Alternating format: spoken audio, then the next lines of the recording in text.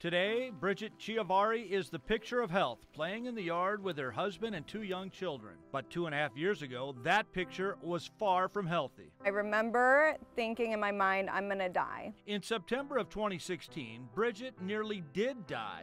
She was 27 weeks pregnant with her son Roman when the avid hiker hit the trails of Catalina State Park. Bridget bent over to pick up her daughter, Liliana, and felt a pop in her head. It was like suddenly the worst headache I've ever had in my life. She felt dizzy and immediately went home, but her condition quickly worsened. I just remember throwing up constantly. She was just slurring her words, not acting right, just being weird. Bridget's husband, Chris, rushed her to Northwest Hospital. They basically said that it was dehydration. I think they gave me Tylenol in like an IV bag. Bridget was discharged around midnight, but her pain only got worse. We're going home and she just starts screaming in pain. Her head's killing her, her head's pounding, it's gonna explode, like saying all these crazy stuff. And I'm like, it's okay, you're just dehydrated, because that's what I thought it was. The next morning, Bridget fell down and cut her lip. Chris raced his wife back to the hospital, demanding doctors do an MRI or CAT scan. That's when doctors saw the bleeding in her brain.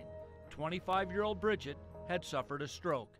I went over to the hospital to meet Bridget and her family and the obstetrician, and I quickly examined her and knew that she was in a very life-threatening condition. Dr. Richard Chua, chief of surgery at Northwest Medical Center, said if she didn't have emergency surgery right away, she could die in a matter of hours.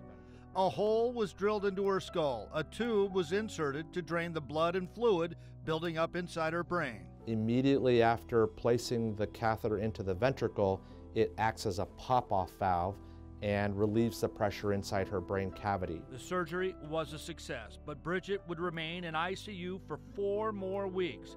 During her treatment and recovery, she was hallucinating and paranoid. I was thinking that the doctors were trying to kill me, the nurses were trying to kill me. I was thinking he was out to get me. But no one was out to get Bridget. Dr. Chua says she was likely born with a brain arteriovenous malformation, or AVM, which is a rare condition that is commonly misdiagnosed among pregnant women. Somewhere between 1 and 5 of every 100,000 population has an AVM. So in the city of Tucson, probably 10 people in the city of Tucson might have an AVM. And I wake up every single day just so grateful to still be here. Bridget's AVM caused the stroke that nearly killed her and her son Roman. Roman was born by C-section while Bridget was being treated in the hospital.